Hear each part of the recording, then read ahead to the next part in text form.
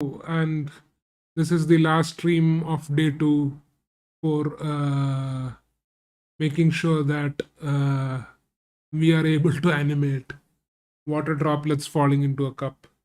And last time we were going through a Stack Overflow questions answer and checking whether we are able to figure out how to use a frame buffer object and use the same frame of buffer object logic in our code and make sure that we are able to render it correctly. So we see that in that answer that we had seen, there are 11 methods: init, on surface created, on surface changed, on draw frame, initialize texture, load shader, enable video fit and disable video display frame, update texture and setup texture.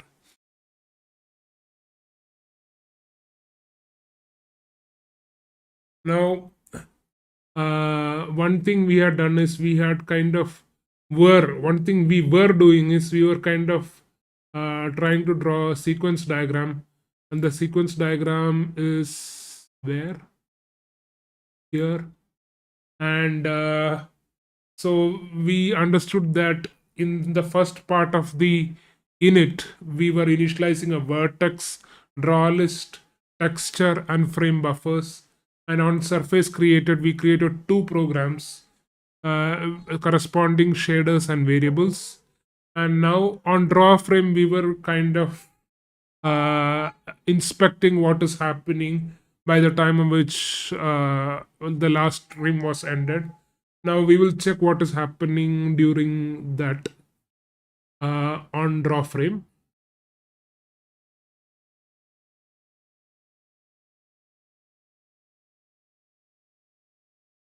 One thing we noticed last time around on draw frame was there's nothing called a frame data structure that is available currently, but we are skipping past that obvious thing, and we are trying to understand what is happening during setup textures.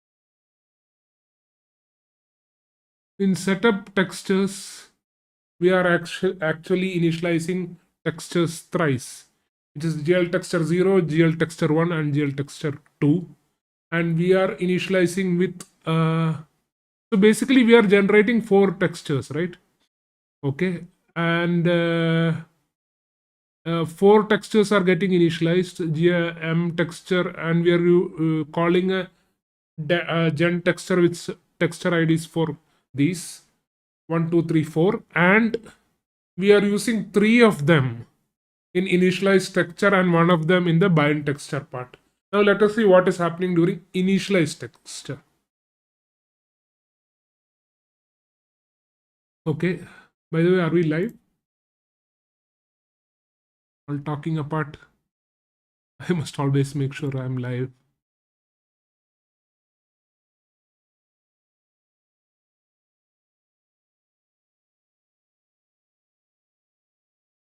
Yeah, we are live.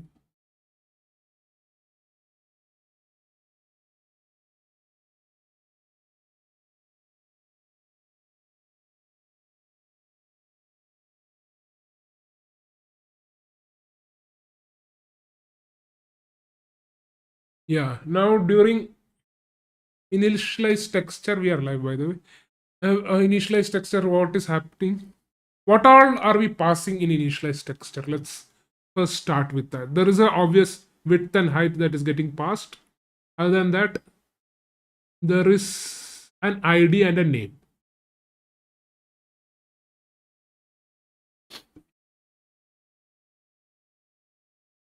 Right? First is the name, second is the ID. ID is the ID that we generated.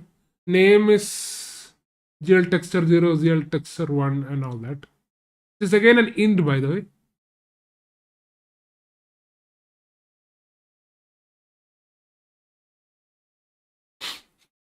Now we are activating this texture.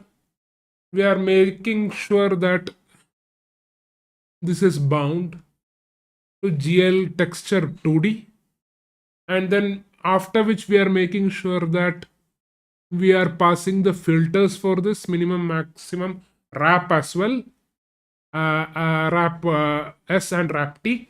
And finally, we are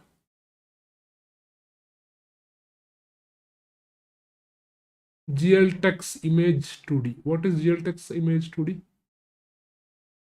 Are we using this in our current code?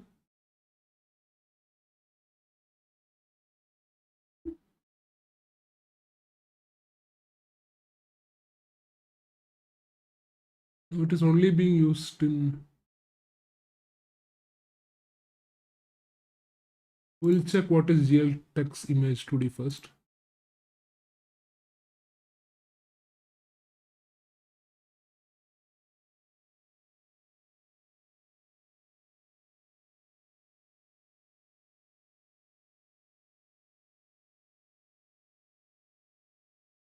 Chronos group.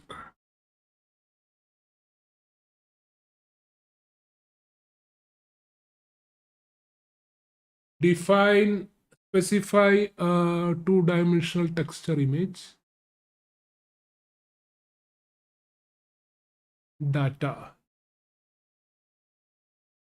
We specify a lot of parameters data. Specify a pointer to the image data in memory. Okay, so basically this is also a way of creating texture, I guess, and with data pointing to the data of the image in memory. And we are passing null to it, by the way. Important point to note here. We are passing null and we are creating these, initializing these textures by providing. So we are basically saying, we have 4 IDs. In 3 of them, there is no image as such, but we have activated it, we have bound it, and we have made sure all the filters are applied properly. And in case of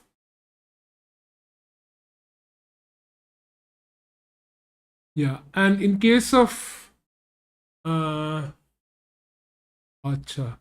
Now this is the important thing, I guess. We are generating a frame buffer here. GL gen frame buffers, right? And one frame buffer. Frame buffer is the int, I guess, int buffer. Okay. And then we do a bind frame buffer with frame buffer dot get 0. Then we do a activate texture 3 as well. And bind texture. Okay.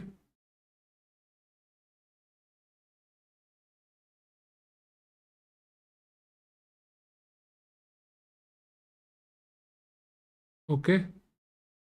But these are basically the same things that we did for all the other initialization. Okay.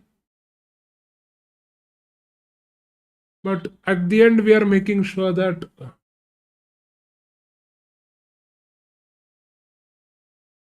GL frame buffer texture 2D we are putting, right?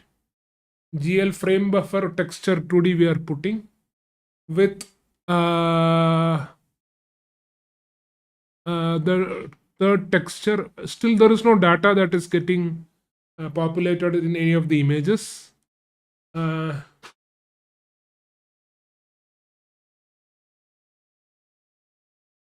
Bind frame buffer is there.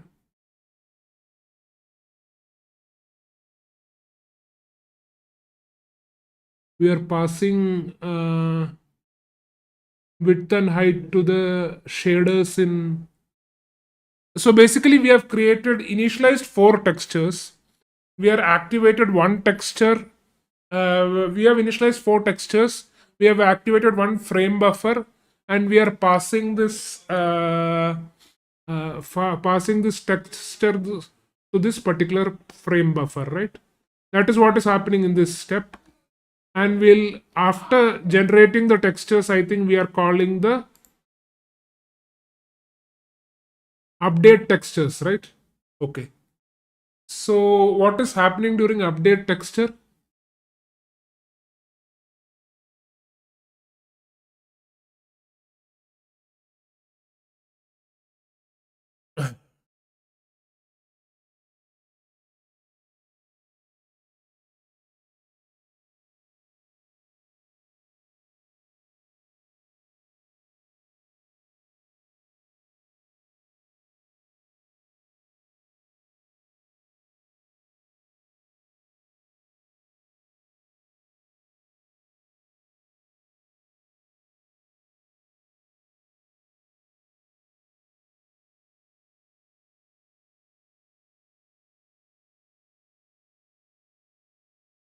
During update texture, let us see what is happening.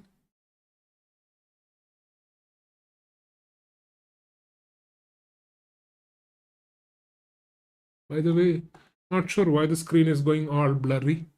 There is always some sort of technical issue or the other. Either the speed of the internet is slow or it always keeps disconnecting. But yeah, that is life. There is either something or the other. Now, update textures. What is happening during update textures is um,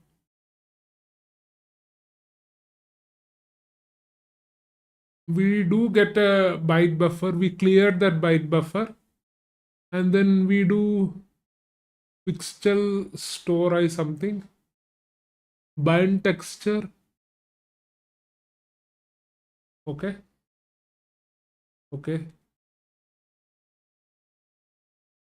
We populate the,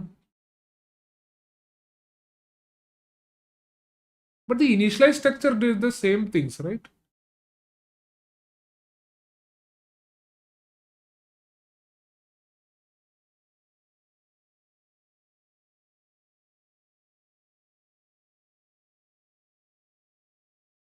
Okay.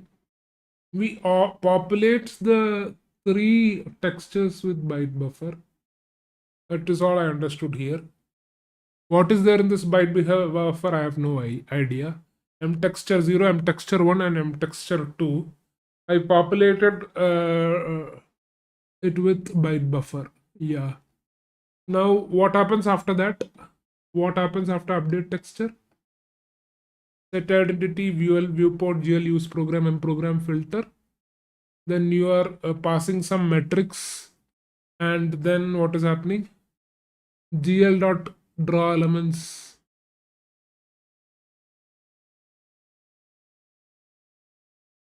Render to frame buffer. Acha.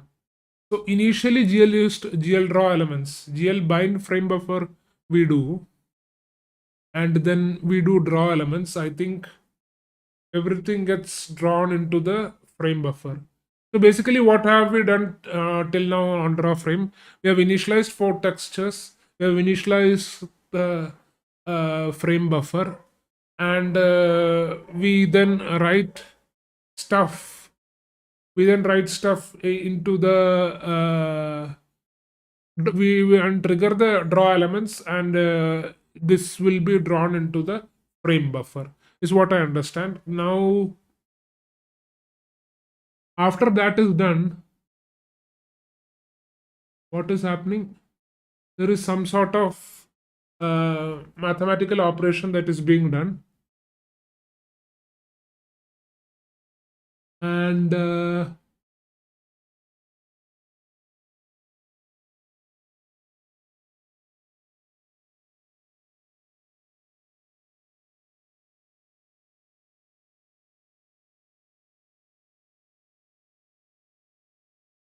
we do a GL draw elements again. But this time we have used the second, which is the M program, right? Not M. Yeah, we have used the M program to actually render it to the final thing. So M program had associated with it what? Vertex should.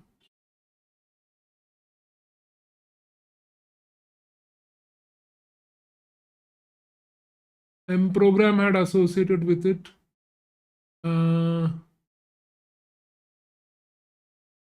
what?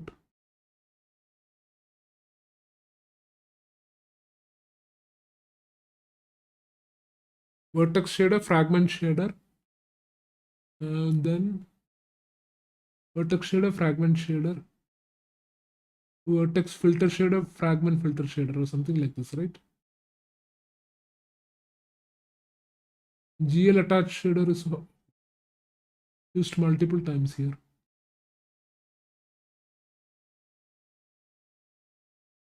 Yeah. filter vertex shader, right?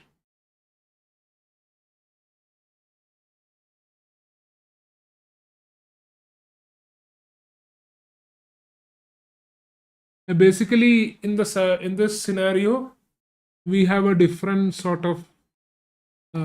So what is happening is on draw frame at a higher level, at least, what I understand is four types of textures are initialized. Buffer is frame buffer is initialized, and after initializing this frame buffer, we are using this frame buffer to draw elements, and again then we are using the M program filter, which has a couple of shader attached to it, and now we do some sort of operation on the identity matrix and all, and then we use the different shader and the different pipeline itself uh, for the um, for the second thing, and we basically take. But my question is how the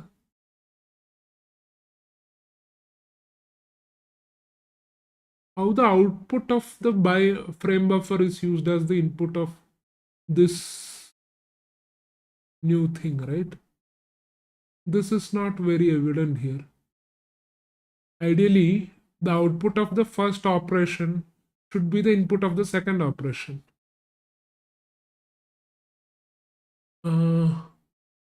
I did a draw elements, that is fine. But where is it that I'm specifying that that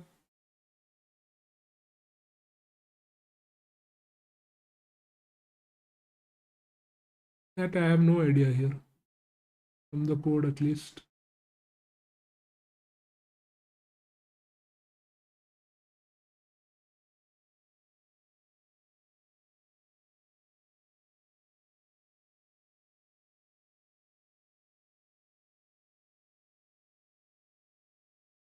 Yeah,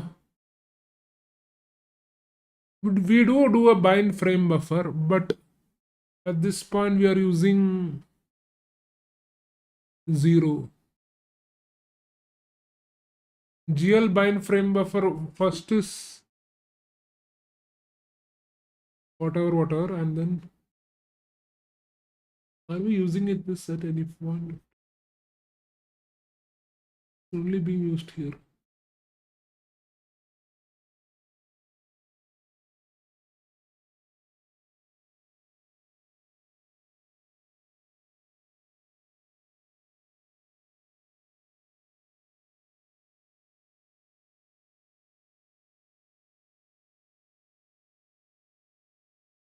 Maybe this.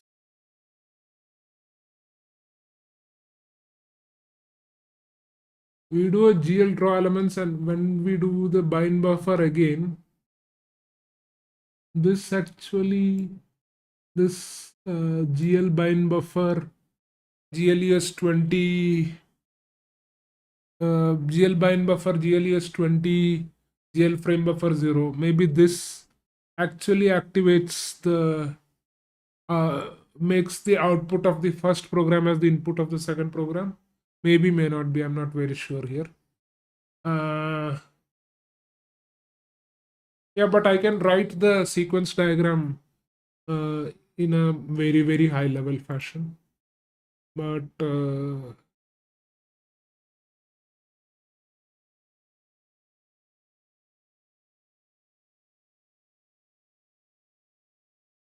initialize textures and frame buffer, run the first program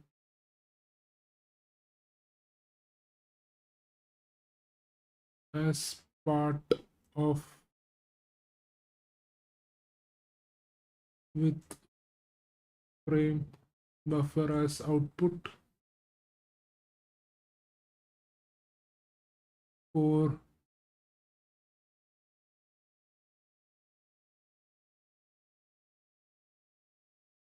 use the frame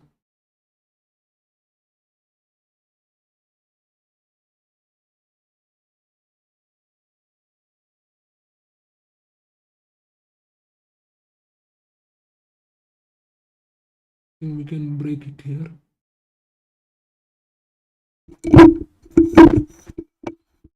Yeah, I knocked down the mic as well, but that is fine. I think still I'm audible.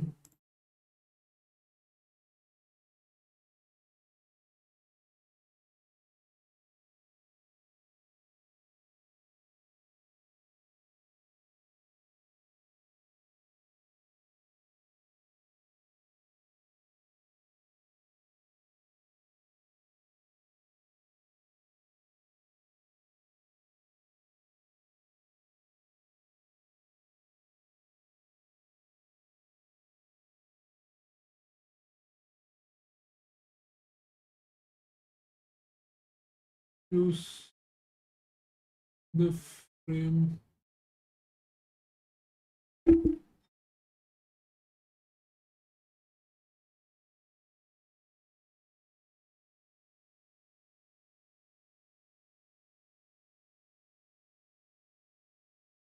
renderer to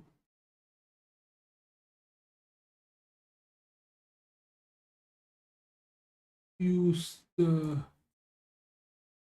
frame buffer output as input to opengl pipeline, which uses the second program. I think this is on a very high level what things are happening. Yeah. So basically, on the couple of steps on draw from initiates textures and frame buffer, run the first program with frame buffer as output. Use the frame buffer output as input to the OpenGL pipeline, which uses the second program. Second program meaning the other shaders, which will do the other sort of processing and all that. Yeah, I think we are more or less scanned through the code. Maybe now we can try and implement it, right? You can create a program with no shaders, and then we do it on a buffer object first, and then the output of the buffer object is directly used here. Something like that we can try and do, because that will help us understand how the pipeline works with frame buffer object present. But I think that we can take up tomorrow. I think today's work is more or less done. As in, it's not done, but I think with the time available, this is the limit to which we can go today. Unfortunately, we were not able to stream the initial session because of no internet. But tomorrow, I think this will be resolved. Tomorrow, hopefully, we can have a continuous, like 5-6 hour, or even if the flow is there, a 7 to 8 hour session as well. But yeah, that's it for today. I'm done. Thank you.